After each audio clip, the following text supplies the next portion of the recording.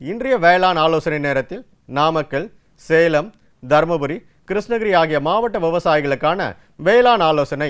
மல்லிகையில் மகசூலை ஊக்குவிக்க இலைவழி தெளிப்பாக 3% பஞ்சகாவியா கரைசல் மற்றும் 1 லிட்டர் தண்ணீருக்கு 0.4% இமியுக் அமில கரைசலை 1 மாத கால இடைவெளியில் தெளிப்பு செய்ய வேண்டும்.